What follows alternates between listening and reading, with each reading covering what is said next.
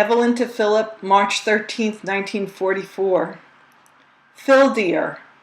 Adele is napping, and I thought I'd take advantage of the break by starting my daily letter. She has been unusually unmanageable today, and I'm relieved that she is finally asleep. She wearies me so much at times.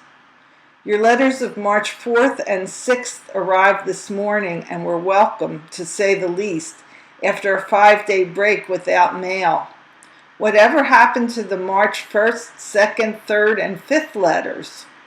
Your mail of late has arrived in consecutive order, and I'm rather anxious to know what happened on the intervening dates. You seem to be in the same fix. I was a bit disgusted with you about your finances, but you certainly came through nicely. I think the bond idea is great. I suggested it a long time ago, if you remember, and I'm all for it. I thought $30 out of the question and wanted to see if you could stick by it once you said you might be able to manage it. It makes me feel good to know you are budgeting yourself. In that way, I know you'll have sufficient monies to see you through a month. If you have any surplus after that, then and only then you can show enough send it along. Who knows, you might even be lucky. As long as I can manage, whatever we save, just so we save regularly, will keep me very happy. That reminds me, I haven't heard from Sharp and Dome for 2 months, and I'm wondering if I'll continue to receive the checks. I must put aside $5 per month in the future for Adele's insurance, so it will get to be a habit. I paid your insurance today. My reputation as a, quote, letter writer, unquote, is growing. I've been told by several people that I write a lovely letter. Move over, honey, you'll have to share honors with me. I really don't think I come close to you in that respect. I had a letter from Milton. This is the first one from him to be censored. He is still in Virginia at another camp and doesn't expect to be there for long. He said he would like to hear from me, even though he cannot write. He is getting his shots. Page 2. What do you know? Your letter of March 7th came this afternoon. Only 6 days old. It contained the form concerning the bond. Would you do me a big favor, Phil, and please keep this bond business between you and me only. I don't want anyone else to know about it unless I tell them. It may sound like a screwy request, as they sometimes do to you, but nevertheless, I hope you'll do as I request.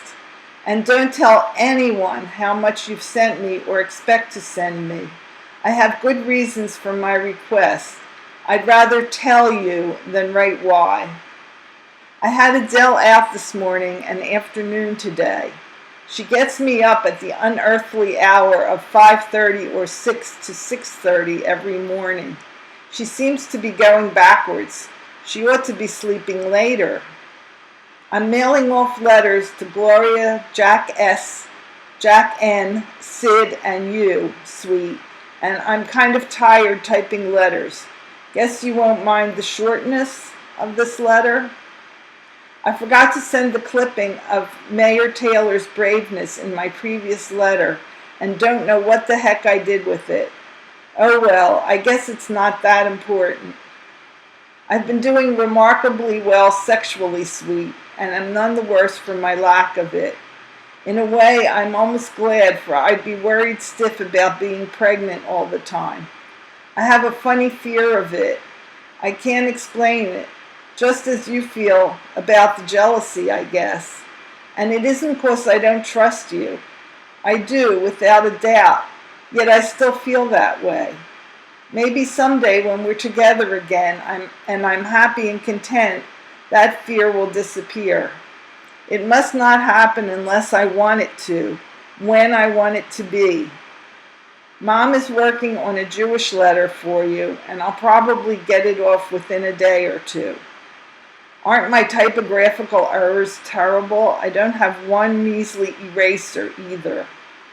It gets increasingly difficult to make up a long letter day by day.